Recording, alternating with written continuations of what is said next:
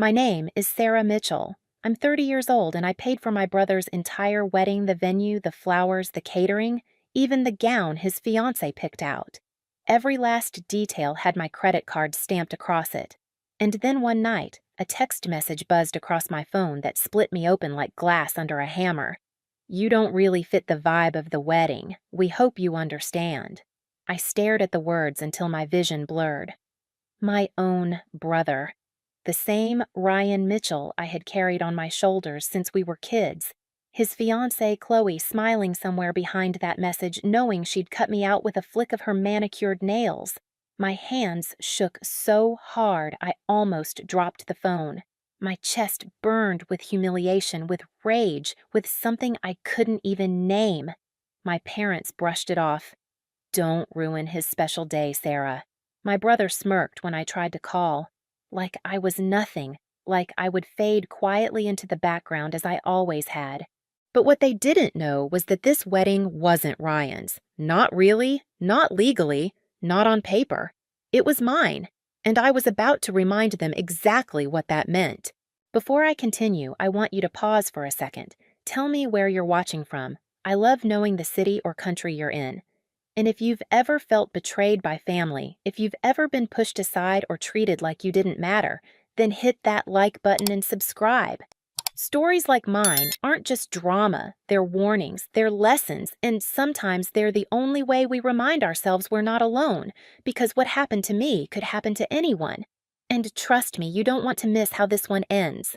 I grew up in a house where favoritism wasn't whispered about. It was painted across every dinner plate, every photo frame, every holiday morning. My parents never said Ryan is our favorite, but they didn't have to. It was in the way my mother's eyes lit up when he scored a single point in soccer while my perfect report card barely earned a distracted nod. It was in my father's booming laugh when Ryan cracked a joke, even if it was cruel, while my quiet comments slipped past unheard. One night when I was about 9, I remember sitting at our scratched oak dining table in the Denver suburbs. The smell of roast chicken filled the room, buttery and warm with steam fogging up the little kitchen window. Ryan, 2 years younger than me, bounced in his chair bragging about his miracle goal at the school soccer game. Mom leaned over her face, glowing like he'd just won the World Cup. "That's my boy," she said, piling extra mashed potatoes onto his plate. Dad clapped him on the back so hard Ryan almost spilled his milk. Meanwhile, my plate sat half empty. I had gotten first place in the spelling bee that same day, beating out kids 2 grades ahead of me. I had the ribbon stuffed carefully in my backpack, waiting for someone to notice. But no one did. Mom reached for the green beans, passed them around, and kept listening to Ryan's story. My stomach clenched with hunger and disappointment, all at once.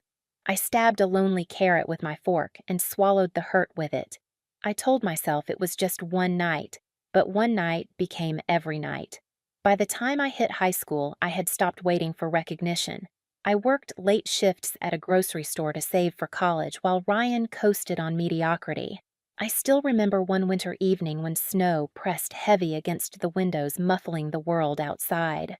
I came home exhausted, my hair smelling faintly of produce aisle lemons and detergent. Ryan was sprawled on the couch, video game controller in hand. "Sarah, give me some cash," he said, eyes still glued to the screen. "For what?" I asked, my voice flat. "Going out with the guys." I hesitated, clutching the $20 bill I'd earned that night. It had taken hours of scanning groceries, hours of aching feet. Dad walked in, then his face already red from whiskey. He eyed me with that disapproving tilt of his chin. "Don't be selfish, Sarah," he said. "He's your brother." The words landed like a slap. I pressed the bill into Ryan's hand, watching his grin stretch wide as he bolted out the door. My chest burned with resentment, but I told myself it's just money. Family comes first. What I didn't know was that this habit, me sacrificing him taking, would never end. College should have been my escape. I worked harder than anyone I knew, landed scholarships that paid for almost everything, and dreamed of studying abroad in London. But when senior year rolled around, my parents sat me down in the living room, the TV flashing blue light across their faces. Ryan hovered behind them, silent, but his eyes darted toward me. "Sweetheart, Mom," began softly. Ryan made some mistakes with money. Credit cards, a car loan. He's drowning. My stomach dropped. Dad leaned forward, his hands clasped like a man delivering grave news. We know you've been saving for your program overseas. But you're his sister. He needs help. I remember the way the words, he needs help, echoed. No one asked me what I needed. No one asked about my dream. I drained my savings account the next day, watched the numbers flicker on the ATM screen until they flatlined at 0. Ryan hugged me quickly like he was embarrassed, muttered thanks under his breath, and then disappeared with the money. I stood outside in the icy air, my breath white against the night, and felt something inside me crack. I didn't know it then, but that crack would widen with every passing year until there was no bridge left between us. Holidays became their own battleground. On Christmas morning, when I was 22 and already working full-time, I sat cross-legged on the floor near the tree. The scent of pine needles mixed with cinnamon candles.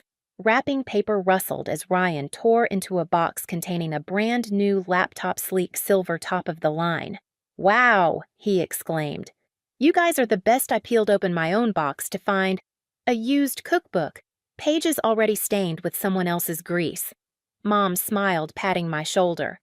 "You love cooking, don't you?" I forced a smile, but inside something twisted bitter. It wasn't about the laptop. It was about the message Ryan deserves investment. You deserve scraps. Every year, it repeated. Thanksgiving photos centered around Ryan carving the turkey, even when I was the one who had spent hours in the kitchen. Birthday cakes with his name in frosting, while mine came from a store shelf misspelled. I told myself I was fine, that it didn't matter, but it carved deeper than I thought. By my mid-20s, I'd learned how to disappear in plain sight. It's a skill people like me pick up without meaning to when you're useful, but not celebrated. You become air everywhere necessary and unseen. I worked my way into marketing at a mid-size events company downtown, the kind with glass walls, citrus-scented lobbies, and whiteboards full of color-coded timelines. I loved the work because it was honest strategy in results out receipts attached. When a ballroom looked magical under Edison bulbs, when a timeline hit to the minute when guests left, talking about how seamless everything felt, I knew which invisible hands had made it happen. Mine. On Friday nights, after a week of vendor calls and mood boards, I sometimes drove alone through Capitol Hill, with the windows cracked just enough to pull in the smell of rain on hot pavement. I'd pass church basements setting up for bingo and diners with neon signs flickering open, even when the light inside said otherwise. Denver can feel like a small town if you let it. I let it. The smallness made me believe I could keep my life contained, controlled. I didn't know it then, but control would become the only thing I had left to hold. Ryan drifted through jobs the way leaves skitter across sidewalks quickly, aimlessly, always at the mercy of the next gust of wind. He'd come over late smelling like beer and cheap cologne flop onto my couch and talk big about startups he might join or ideas he might sell. He'd take a slice of the pizza I bought and say, "You're lucky, Sarah. You always know what you're doing." Then he'd ask for a short-term loan that turned long and indefinite. Once at 2 a.m, he texted me a photo of a parking ticket and wrote, "Bail me out, I swear I'll pay you back." I went downstairs in an old sweatshirt hair scraped into a knot heart thudding and found him leaning against my car, grinning like I'd saved the day. I wanted to believe he would grow out of it. I wanted to believe the next chapter would be different. A memory from before the cracks widened keeps returning to me. We were 17 and 15, huddled in a corner booth at a coffee shop off Colfax, the air sweet with cinnamon and steamed milk. Ryan had a bruise on his cheekbone from a stupid backyard dare with the neighbors. I had a split lip from the volleyball court. We pressed napkins to our faces and swore, almost solemn, that we'd always protect each other. "You and me," he said, tapping the table twice like a pact, "no matter what." I tapped back. In the soft hum of espresso machines, it felt unbreakable. I didn't know that promises can be as thin as foam on a latte, pretty warm, gone in a few minutes. Work became the place where I could keep my promises to myself. I was the one who could untangle a contract clause as if it were a knot in a string, who could predict to the minute when a florist would run late because of a road closure, who knew which baker could deliver a cake through a blizzard. When my boss pulled me into a glass-walled room to praise a campaign that doubled RSVPs, I nodded grateful, but a quiet ache tugged at me anyway. At home, being capable made me responsible for everyone else's mess. At work, being capable finally felt like power. That difference mattered. It would matter more than I realized later. Holidays still tasted like separate plates. Thanksgiving lived in the clatter of carving knives and the wet sound of gravy ladled onto Ryan's plate first, always first. Mom would tilt her head at him, cooing, "You work so hard," even when he hadn't had a job in 3 months. Dad would pass me the rolls without looking up. At 26, I found myself in their kitchen on a snowy afternoon, the window fogged from a pot of simmering cranberries. Aunt Grace stood near the sink, drying a dish with slow, circular motions, watching my mother glide around Ryan as if he were the axis our holiday spun on. "You know," Aunt Grace said softly, like a thought she was testing out loud, "sometimes families build myths to survive themselves." I asked her what she meant. She didn't answer. She set the dish down, kissed my cheek, and changed the subject to weather. I didn't understand then that myths have gravity stronger than truth. The first time I realized Ryan could be careless with my name as well as my money came in a whisper. I was paying a utility bill online when an unfamiliar charge stared back at me, a quiet line of numbers weighted with dread. It had my name, my address, except not my apartment. A downtown lease application I had never seen. I called the number on the document, heart banging like a trapped bird. A woman from a leasing office answered, cheerful until I gave her my details. Something clicked in her voice, then cooled. "Oh," she said. "We already approved that one." The co-signer, Sarah Mitchell, right? My mouth went dry. I asked her to email the form. She did. In the skinny font of autofill, my name sat next to a scrawl that wasn't mine. Ryan's phone went straight to voicemail. I stared at the screen until the edges blurred and told myself it was a misunderstanding. I saved the PDF in a folder without a label. I didn't know it then, but that file would be a match waiting for the right spark. Around that time, Chloe started appearing in our family orbit like a planet sliding into view, bright, polished, perfectly lit. She was beautiful in a way that photographed well hair that caught light skin, that glowed eyelashes that cast tiny shadows when she blinked. She worked in brand partnerships, which is a phrase that can mean everything and nothing at once. She laughed at my dad's jokes and brought my mom coffee exactly how she liked it. She kissed Ryan with the kind of devotion that makes everyone else feel like an audience. When she shook my hand, the first time, her palm was soft and cool, her eyes flicking down to my blazer as if gauging its price. "You plan events," she said. "That must be handy." The word hung between us like a chandelier that could drop at any second. There was a Sunday cookout when the air felt heavy with heat and the smell of charcoal soaked into everything. Dad stood at the grill in a Denver Broncos hat, flipping burgers and squinting through smoke. Music thumped from a speaker on the patio, too loud, the bass making the plastic cups on the table tremble. Chloe handed me a stack of paper plates, her smile so bright it almost blinded. "Could you set these out?" "You're so organized." Ryan slid an arm around her waist and whispered something that made her throw her head back and laugh. I watched the way their bodies curved toward each other, the way my parents floated around them like moths to a porch light. Useful. That's what I was. I set the plates down, fixed the crooked tablecloth, and swallowed the smallness.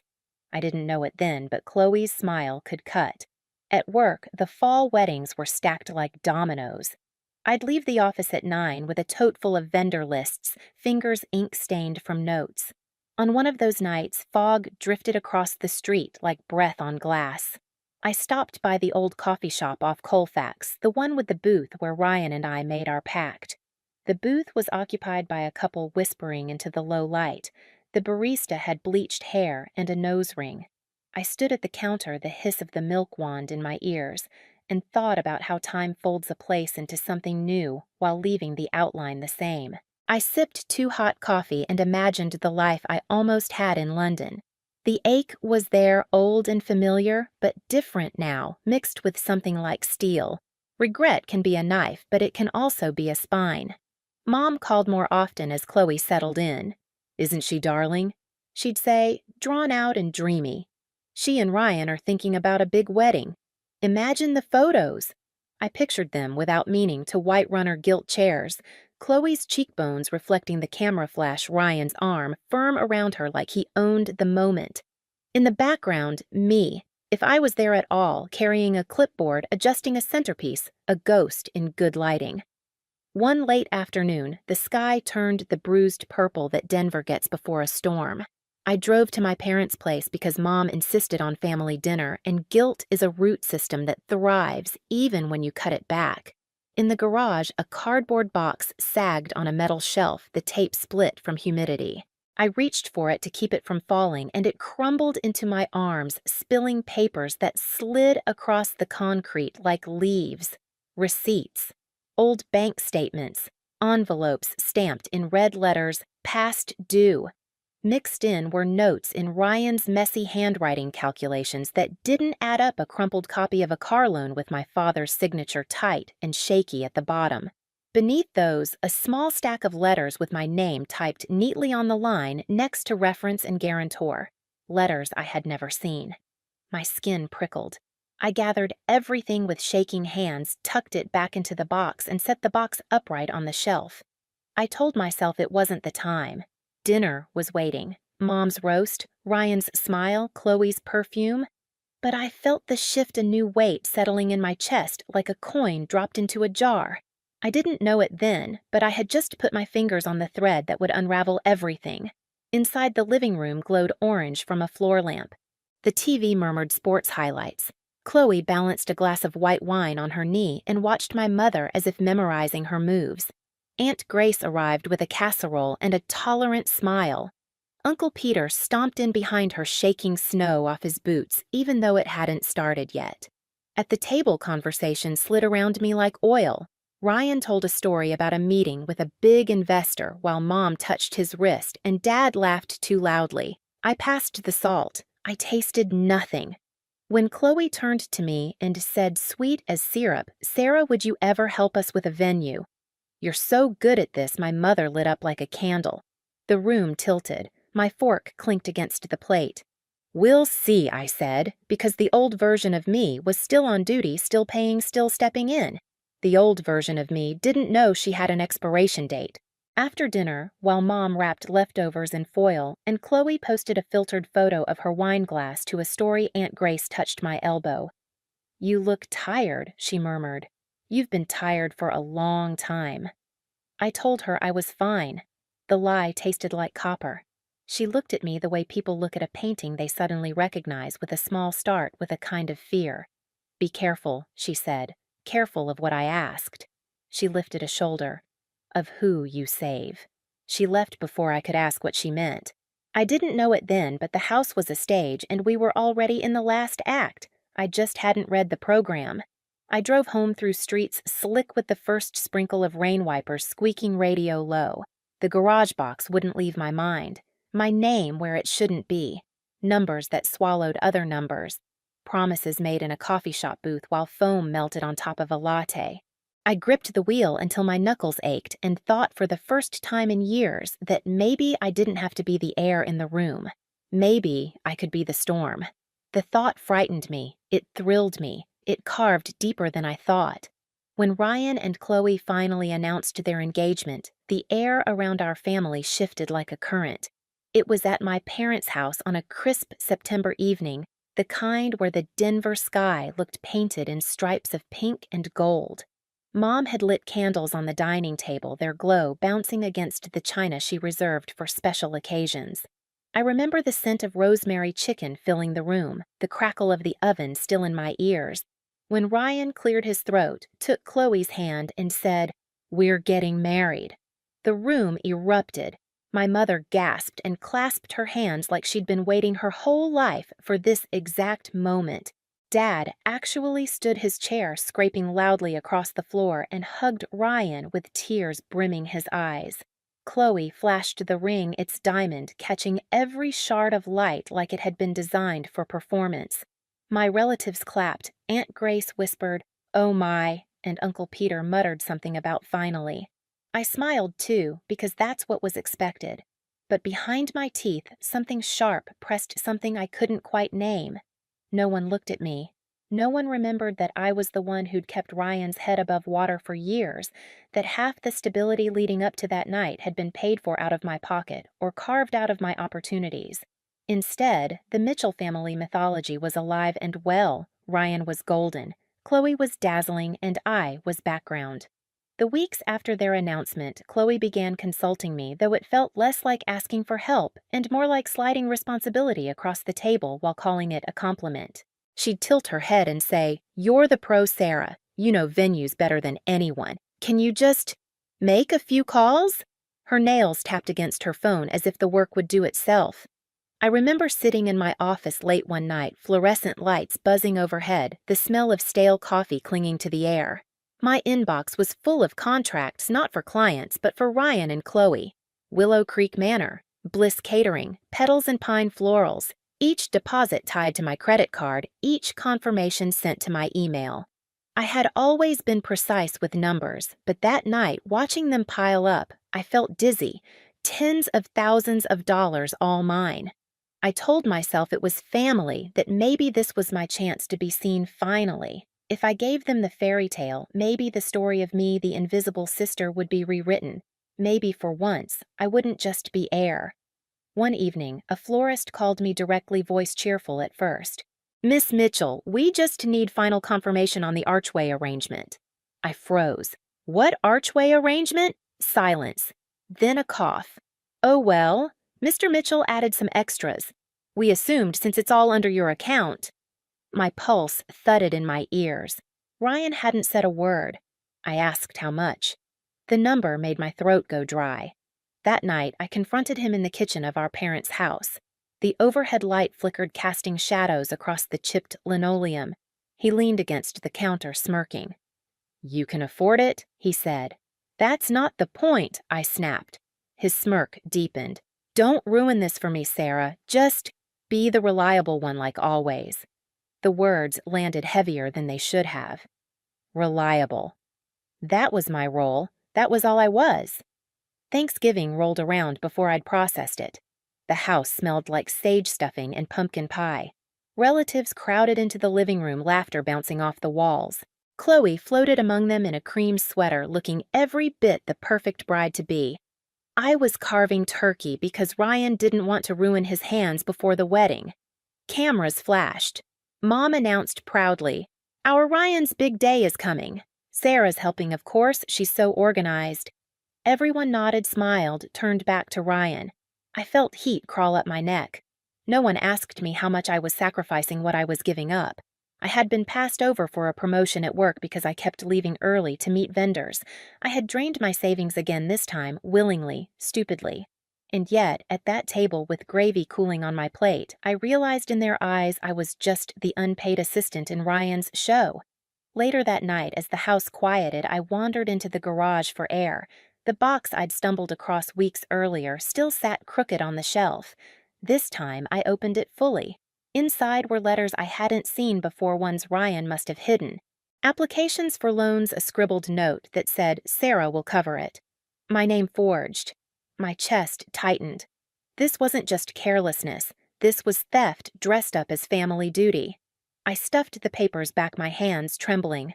Above me, the garage light hummed. I whispered to the silence. Not anymore. But I didn't act. Not yet.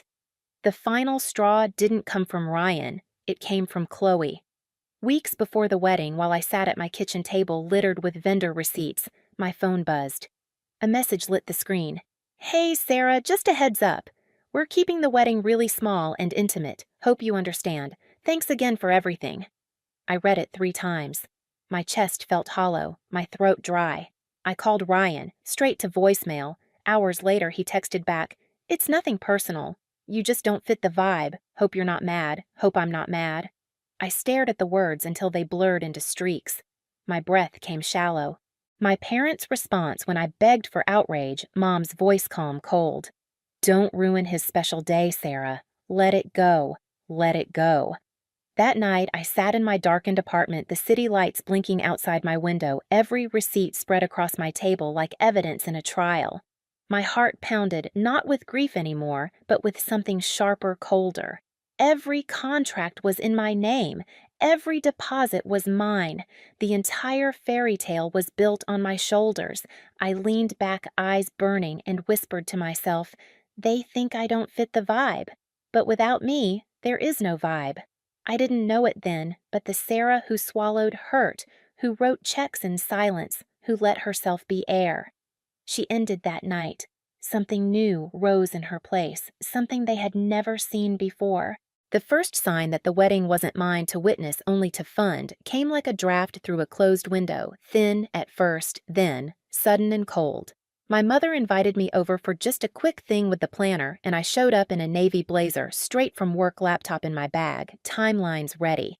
When I walked in, the living room hummed with voices, a low chorus spreading out from the dining table. Gold-rimmed water glasses, place cards, a stack of swatch books. Chloe's laughter light bright, just a little too rehearsed. Ryan looked up, then looked down like he'd misread a cue. "Oh, hey," he said. "We already started." Mom fluttered toward me as if to catch a falling vase. "We thought you'd be tired. Didn't want to bother you." I set my bag down very carefully. I'm the one paying. And confirming. Bother me. Chloe slid a sheet of vellum across the table to my mother without turning. I think the hand-torn edges feel editorial. "Then to me, with syrup on the edges, we didn't want to dump logistics on you. You work so hard." "Logistics is my job," I said. "And this is my account." A silence fell sharp enough to hear the kitchen clock's second hand, a dry tick-tick-tick. Ryan cleared his throat. "We'll loop you in." Loop you in. As if I were an intern they might CC if they remembered. I smiled the way you smile at a camera you hate and took a seat. I watched them talk around me about photo moments and brand of love phrases that sounded like magazine captions, not a marriage. When I asked about the seating chart, Ryan's jaw clenched. Chloe traced her fingertip over a sketch. "We're thinking the family side should be curated." She glanced up. "You'll get it when you see the photos." I held her gaze. "Where am I sitting?" She blinked once. "We'll let you know." After that night, the air around me changed, charged, like the minute before a summer lightning strike. At work, I buried myself in crisp tasks, the kind that obey rules. Read Clause 14. Negotiate delivery windows, build a run of show that could survive a power outage. My colleagues Tessa and Miguel noticed the tightness at my mouth that even concealer couldn't soften. "You're doing your brother's wedding?" Tessa asked, hovering by my desk with 2 coffees and the citrus-clean smell of the lobby clinging to her sweater. "I'm bankrolling it," I said. "And apparently I'm optional." Miguel cocked his head. "Optional doesn't pay deposits." I told them about the contracts, the florist, the venue, the designer dress, numbers that felt theoretical when typed on a screen, but thudded like bricks when you stacked them. Tessa set a coffee in front of me and dragged a chair close. "Make a binder," she said. "Everything PDFs, emails, signed pages, and highlight who the contract holder is." "Why?" "Because when people pretend you don't exist, paper is the loudest you can be without raising your voice. It was a joke, but not." I built the binder that night. The hum of my printer filled the apartment. The room smelled like hot toner. I slid each page into a sleeve, Willow Creek Manor contract holder, Sarah Mitchell. Bliss Catering, primary contact, Sarah Mitchell. Petals and Pine billing, Sarah Mitchell. My name lined up like marching soldiers.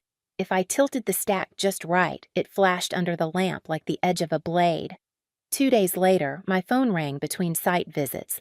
An unknown number with a familiar area code. "Miss Mitchell." "This is Hannah from Petals and Pine.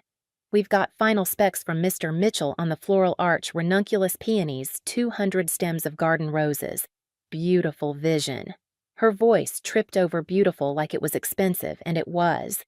"I didn't approve any changes," I said. "Oh, well, the additions are under your account," she said, paper rustling. "We just need your okay. How much are the additions she told me?" I stared at the crosswalk light blinking orange and thought I could almost taste copper. "No," I said quietly, "nothing else without my signature. Send me the itemized change order." When I called Ryan, he picked up on the 3rd ring. Background noise, music, laughter, the clink of glass. "What?" "You added $5,000 to flowers." He chuckled like I'd told a story. It's a wedding. Don't be cheap. It's my name. Sarah, relax, he said, drawing out the syllables until they snapped. You're good for it. Later in my parents' kitchen with steam fogging the window and Chloe perched on the counter like a lifestyle ad, I tried again. Stop adding to my account. Mom's dish towel stilled midair. Don't make this about money, sweetheart. Dad leaned in his chair, a half smirk that felt like a warning. Try not to ruin this. For once. For once, I repeated the words dry as dust on my tongue. I'm the reason there is a this. Chloe's smile touched only one corner of her mouth. We'll be careful, she said. Promise. I don't know which was worse, the promise or knowing exactly how little it was worth. After midnight one Friday, my phone buzzed on the nightstand. A message window lit the dark Chloe. People like you don't belong in our photos. I sat up the room, tilted pulse loud in my ears. People like you. Reliable, unpretty off-brand. I typed and deleted 3 replies. Finally, I wrote, got it. Then I turned my phone face down and stared at the ceiling until gray morning smudged the corners of the room. The next week, the boutique that sold Chloe's gown called to confirm final payment authorization. Payment authorization from whom I asked. From you, the clerk chirped. We have the form signed. I never signed a bridal authorization. A pause. Paper shuffled. Well, we have Sarah Mitchell on file. I drove there with my mouth tasting like pennies. Inside, the air was perfume and tulle. Mannequins floated like ghosts in lace. Chloe stood at a mirror veil, pinned eyes lidded with smug sweetness. When she saw me, she didn't flinch. We're almost done, she said. Isn't it perfect? I walked to the counter and slid my ID across. Show me the authorization. The clerk handed over a photocopy with my name and a signature that looked like mine if you squinted a leftward drag at the end, the M a little too fat. A forgery meant to pass quickly under a distracted eye. I kept my voice level. Remove my card. Any remaining balance must be paid by the bride. Chloe lifted her chin. We were going to reimburse you after the wedding. Then you can reimburse the boutique. Her eyes hardened for the first time, something cold swimming up from the pretty surface. Don't be petty, Sarah. This is bigger than you. Not on paper, I said, and took a crisp photo of the forged form with my phone. In the grocery store a day later, Aunt Grace pushed a cart beside mine, the wheels squeaking, the fluorescent lights humming. We paused by a tower of canned yams. She studied my face as if trying to read small print. You know there's a bridal party group chat, she said carefully. They're calling it Inner Circle. I waited. They don't know I know. I saw over Madison from accounting's shoulder at church. She lowered her voice. They said you can be logistics, not optics. She placed a can in her cart with a little thud. I probably shouldn't have told you. No, I said, and the word came out steady, almost gentle.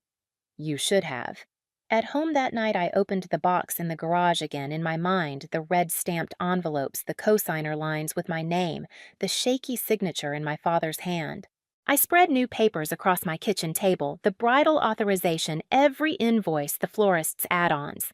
The lamp buzzed. The room smelled like old coffee. I created folders with names that sounded like spells, authority, liability, forgery. I printed the email where the venue manager had written, as contract holder, you have sole discretion over final approvals. I circled sole discretion in red.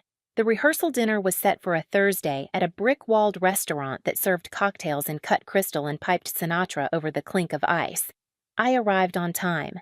My name wasn't on the table. The hostess glanced at the notes and said, family only, with a smile that wasn't her fault. I texted Ryan. No reply.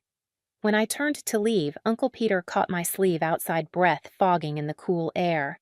You okay? He asked, voice coming out gruff because tenderness embarrassed him. I'm great, I said, and surprised myself with how much I meant it. The kind of great that happens when a decision clicks into place like a puzzle piece you'd been holding upside down. On the drive home, Colfax blurred past in a string of neon and tail lights. I parked, climbed the stairs 2 at a time, and set the binder in the middle of my table like a centerpiece. I didn't raise my voice. Paper would be loud enough. I didn't know exactly how the ending would look, But for the first time, I knew who would write it. It carved deeper than I thought. The message that made everything simple came at 11:13 p.m. The apartment was quiet except for the tick of my wall clock and the radiator's occasional sigh. My phone lit my face in cold blue as Chloe's words arrived like a door slamming. "We're keeping the wedding small and intimate. You just don't fit the vibe. Hope you understand." I set the phone down as if it were hot. Silence is a strange animal. It can yawn huge and empty, or it can press down hard on your chest until you forget how to breathe. This was the second kind. I stood, walked to the sink, ran the tap just to hear something alive. When I came back, the screen had gone dark again. I didn't respond. Not to her. I opened my laptop. I began with emails that looked like any other subject lines, tidy, salutations, cheerful. I searched for the word authority, then cancellation, then holder. I dragged every relevant thread into a new folder titled Wedding Control. Then I dialed the venue from my call log. The manager, a woman named Jules with a voice like polished wood, picked up on the second ring. "Hi, Jules. This is Sarah Mitchell, the contract holder for the Bennett Mitchell wedding." "Yes, Sarah," she said. "What can I do for you? I want to confirm Clause 12 cancellation without third-party authorization. That's still in effect, it is. Non-refundable deposit, but all other charges are reversed if canceled 72 hours ahead, and any changes or vendor access require my approval." "That's correct." "Please send me a PDF of the signed contract initialed pages included." Of course. I could hear her keyboard clicking. The sound washed through me like a tranquilizer. Paper obeys, paper doesn't gaslight. Next, Bliss Catering. A chipper man answered on speaker and introduced himself as Mark. I pictured him in a polo back-of-house clatter behind him. As the contract holder, I said, "I need a clear statement of your termination policy." He told me. I had read it already, but hearing it matters. Voices make things real in a way black ink can't. I didn't cancel. Not yet. I was building a runway and I needed to understand exactly how long it was. I sent a text to Tessa hypothetical in a personal contract if the holder cancels because that is not specified, but no services have been delivered, and vendor access is limited by holder any exposure. She pinged back a minute later with a lawyer's email, her cousin Alex. "He'll talk for 10, no charge," she wrote. Alex called while I paced my kitchen phone warm against my cheek. I gave him the clean version. He gave me the clean answer.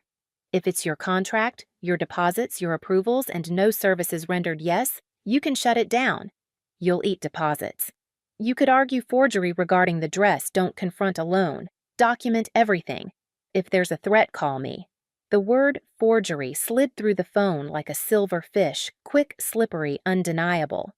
I opened the photo of the boutique form, again zoomed in on the shaky M, and saved it twice. At 1:07 a.m., I wrote a single-line email to myself. "You are not the heir." I didn't know why I needed it. I only knew I might later when the room filled with smoke.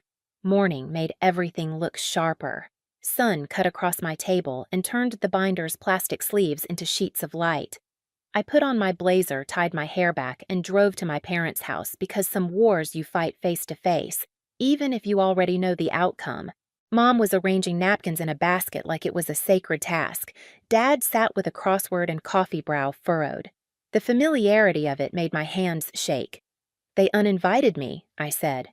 Mom didn't look up. "They want it small." "Small with 200 guests," I said. "You've seen the RSVPs." Dad set his mug down slow. "Don't make this difficult, Sarah. I'm not making it anything I said. I'm stating a fact. I'm the contract holder. If I'm not welcome, my account isn't either." The room changed temperature. Mom's eyes snapped to mine. "Don't threaten your brother." "I'm telling you how the world works," I said. "How paper works. You taught me to be responsible. This is responsibility. I'm responsible for these contracts, and I'm withdrawing my approval." Dad leaned back, smirked. "You wouldn't dare." I smiled. "Watch me." Upstairs in my old room, the posters gone and the bedspread replaced. I took photos of the garage box contents one by one with my phone on burst mode. Red stamped notices. Lines with my name typed neatly beside guarantor. I flattened every page with my palm so the camera would catch the details, dates, account numbers, signatures. When I left, Aunt Grace stood by the front door as if she'd been waiting for a cue. "Does he know you know?" she asked. "He will," I said. "Be careful," she whispered. "Even golden boys bleed when you cut the story." On the drive home, I dialed Ryan. He didn't answer. I left a voicemail anyway, my voice almost bored. "You forged my authorization. Remove my name from any account not already paid. Do not add charges. I will cancel anything you touch. This is your notice." He texted back 3 hours later. "You're insane. Don't ruin this. Chloe's crying." I typed deleted. Then stop mistaking my restraint for permission. The next 48 hours were a choreography only I could hear. I emailed Jules at the venue and asked her to restrict access to any vendor not accompanied by the contract holder. I told Bliss Catering to place the order on hold pending written confirmation from AP, which was me. I asked Petals and Pine to freeze production and deliver nothing to any address besides the one on file mine. I changed the pickup contact for the rentals to my own and moved the delivery window by a day, a shift that seems small on paper but collapses dominoes in real life. I didn't need to swing a hammer. I needed to tilt the table and let gravity work. In the middle of this, Chloe called me for the first time since the midnight text. Her voice came sugared and brittle. "Can we talk?" "We're talking," I said. "You're being dramatic," she said. "This is about aesthetics. You know curation. You forged my name." A pause. It was a misunderstanding. It was a crime. "I'll pay you back," she said quick. "After the wedding. You'll pay the boutique now," I said. "And you'll stop speaking to me like I'm your assistant." Her breath hissed through the line. "Why are you doing this?" "Because I was uninvited," I said lightly. "And because you forget who built the room you're trying to stand in. The day the rehearsal should have happened, I booked a city hall slot that I knew Ryan could switch into if he had to, because revenge isn't only about ruin. Sometimes it's about choice. Offer a door, make sure they see the wall behind it." I told no one. I printed the confirmation and slid it into the back of the binder. By then, the family grapevine had learned to text. "Cousin Julia. Heard you're not coming, so sad, Uncle Ray." "What's the deal? We already bought tickets." "Mom, please, Sarah, don't humiliate us." The word us made me laugh in my empty kitchen. Humiliation is a funny tide. It only seems to flood the people who never learned to swim. Miguel knocked on my office door with a donut the morning before the wedding. "You look like a general," he said. "Please tell me you're letting them step on the mine they buried themselves." "I'm letting paper do what paper does," I said. "And if they call you a monster?" he asked. "Maybe monsters are just people who finally stopped bleeding for everyone else." When I finally pressed send on the cancellation emails, it wasn't dramatic. It was 3 clicks, my index finger steady. Venue terminated per clause 12. Catering service voided, deposit forfeited. Florist production stopped, delivery rescinded. Rentals pickup canceled, credit returned to card on file, the one that belonged to me. Each confirmation chimed back like a muted bell. Clear, clear, clear. I told no one for 6 hours. Then I texted Ryan. "Check your voicemail." He called, breathless, furious. "What did you do?" "What the contracts allow," I said. "You're ruining my life." "Your choices are," I said. "I'm just refusing to bankroll them." He went silent long enough for me to hear his heartbeat in the static. "Please," he said, finally, voice raw. "Just this once." "Just this once is how we got here," I said. "You have a city hall slot at 4 tomorrow. The confirmation is under your name. Take it or don't." But the ballroom is gone. He made a sound I'd never heard from him before, something like a cracked note, a plea caught on a jagged edge. "Why are you doing this to me? I'm not doing anything to you," I said. "I'm doing something for me." When I hung up, the apartment was so quiet I could hear the hummingbird thrum of the refrigerator. The binder lay open, pages glinting. I thought of the booth on Colfax, the foam heart latte, the double tap on the table our packed. I thought of the garage box, the forged M, the used cookbook that stood in for love. Grief is not the opposite of anger. Sometimes they share a spine. That night I slept well for the first time in months. The next morning my phone began to vibrate as if it were alive, call after call, text after text. Aunt Grace, Uncle Peter, numbers I didn't recognize. The subject lines bloomed in real time. Venue is dark. Do you know what's going on? Chairs food. Anyone I watched them stack and let them pass. I made coffee. I buttered toast. I stood by my window and looked at the light on the neighboring brick like it had done something right just by existing. When Mom's name flashed across the screen, I answered. "What did you do?" she whispered as if the walls might be listening. "I canceled my contracts," I said. "The ones I paid for. The guests are here," she said. "People are crying." "Good," I said. "Now they can feel something real before the photos. Sarah," she breathed, and I heard the myth cracking tiny Fisher's hairline at first. "Please?" "You taught me to be responsible," I said. "I am." I ended the call before she could fix her voice into the shape that always made me back down. I turned my phone face down and listened to the kettle click off. Outside, the neighbor's dog barked twice and settled. Somewhere in the distance, a siren rose and fell. The world kept doing what it does. The wedding would not. And still, even then, some part of me held a door open. 4 o'clock. City Hall. A clean end if they wanted it. A lesson if they didn't. Sometimes the kindest thing you can do for a story that has lied about you is to stop playing your part.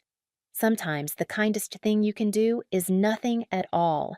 The morning of the wedding rose too bright, too calm, as if the sky had no idea what was about to unravel beneath it. Denver sunlight spilled through my blinds, the air crisp with the first hint of fall. I brewed coffee slowly, deliberately, the smell filling my apartment bitter and grounding. My phone buzzed before I'd even taken a sip. "Aunt Grace, Sarah, what's happening? The parking lot's empty." "Uncle Peter, we showed up early. Doors are locked." "Where's the staff, Cousin Julia? Are they doing this somewhere else? Tell me you know." Each message stacked like bricks, building the silence I had crafted.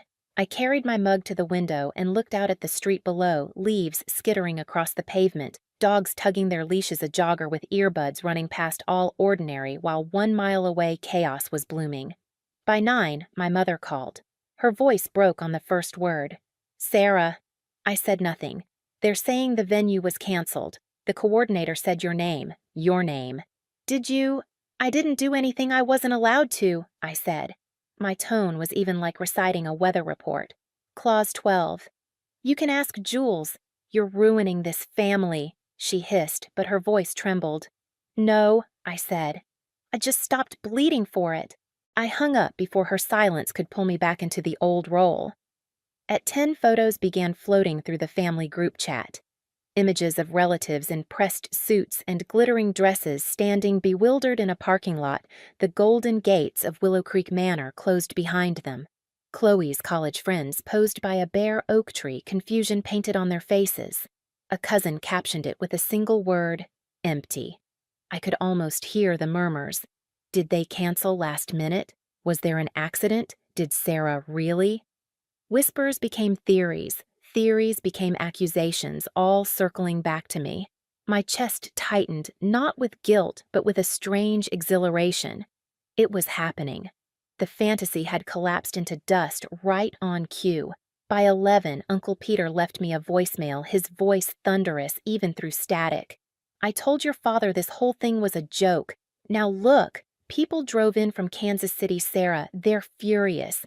Do something." I saved the voicemail without listening again. His anger wasn't mine to fix. Around noon, Ryan finally called. His voice was frantic, cracking around the edges. "What the hell did you do?"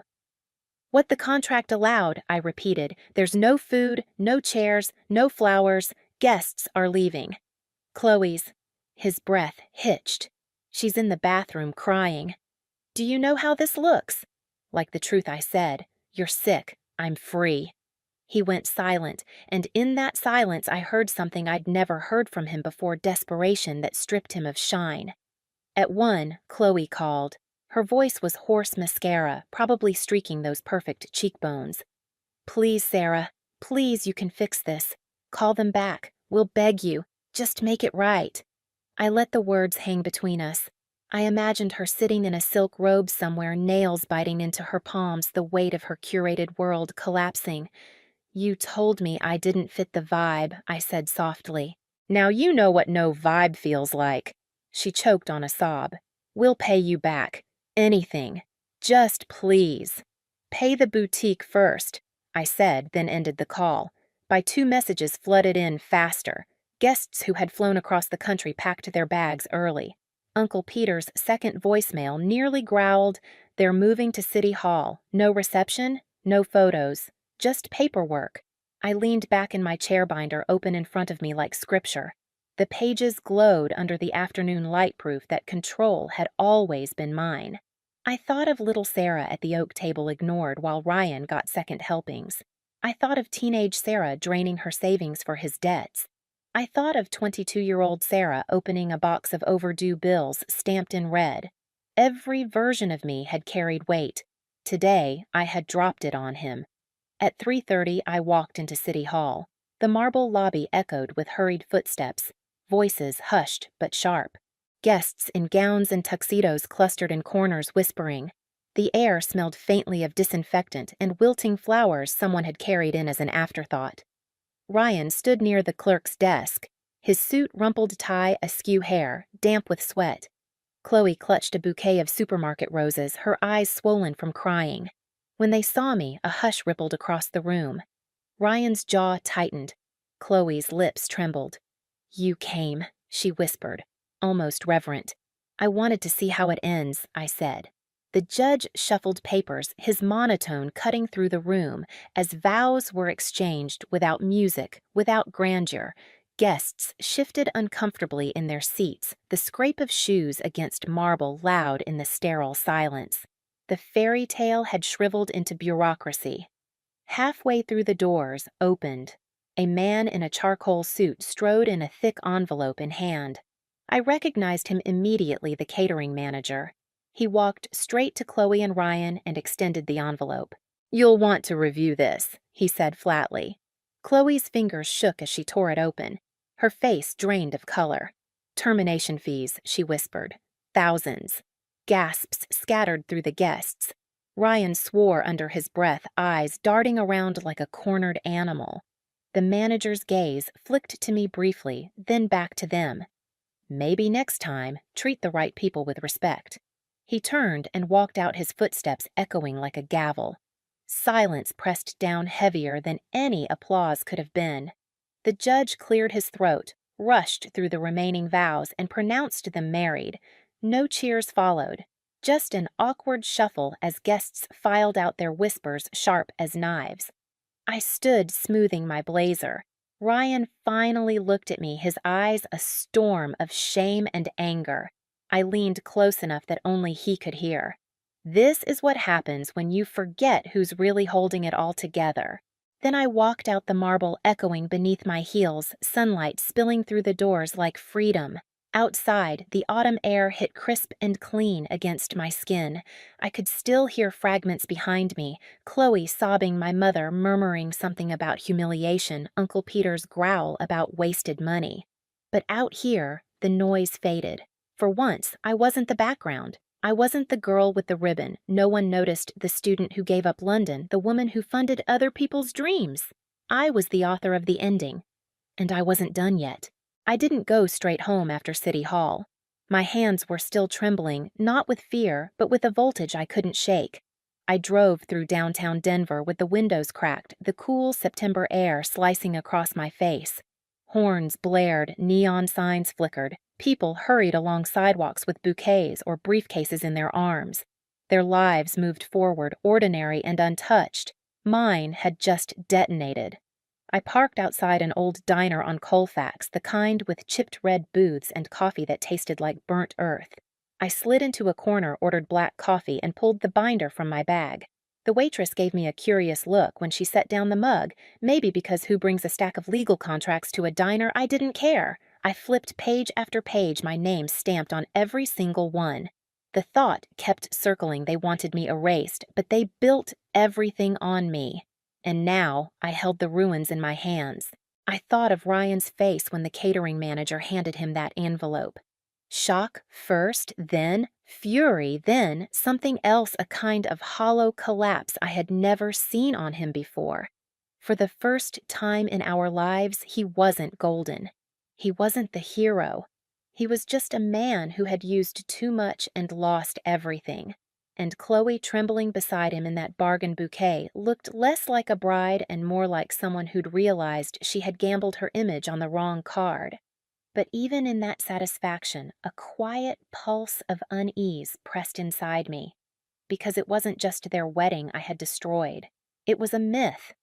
The story my parents had fed the family for years that Ryan was brilliant, destined, chosen, while I was background, crumbled in one public hour. And myths don't die quietly. My phone buzzed again. Aunt Grace. Her text was short, almost reluctant. Maybe we were wrong about you. I stared at it until the letters blurred. Wrong about me. What did that even mean? That I was crueler than they thought, smarter, stronger. I finished the coffee, the taste, bitter and metallic, and drove home. The apartment was quiet, but it no longer felt lonely. It felt like a war room after the first victory, silent, heavy, waiting for the next move. I spread the documents across my table again. In the corner was the boutique authorization, the forgery. In another folder, the photos of overdue bills from the garage box. And on my laptop, the PDF confirmations from every vendor cancellation. Together they formed more than revenge. They were leverage. Because here's the truth, Ryan had signed my name before. More than once. I hadn't said anything then, but now I had proof. If I wanted, I could take it to the bank, to court, to his employer if he managed to keep one. He'd think today was humiliation, tomorrow could be ruin. I leaned back, staring at the ceiling, the hum of my refrigerator the only sound. A strange calm settled over me. They thought they had ended me by excluding me from their fairy tale, but they hadn't ended anything. They had only handed me the sharpest weapon of all proof. Out the window, the city lights blinked awake one by one. Somewhere Ryan and Chloe were sitting in their apartment, sifting through the ashes of their big day, probably blaming me, maybe blaming each other. My parents were likely fielding angry calls from relatives scrambling to spin the story to salvage their myth. And I was here in the quiet with all the cards in my hand. The question wasn't whether I'd use them. It was when. I closed the binder, slowly slid it back into its sleeve, and whispered to the empty room. This isn't over, because it wasn't. Not by a long shot. If you've ever felt like the outsider in your own family, if you've ever given everything only to be told you didn't belong, then you know the sting I carry. But you also know the power of finally standing up and saying no. My story isn't just about a ruined wedding, it's about breaking a lifetime of silence. And trust me, this isn't the end. There's more to uncover, more to fight for, and more to say. So hit like, drop a comment about where you're watching from, and subscribe. This story isn't over.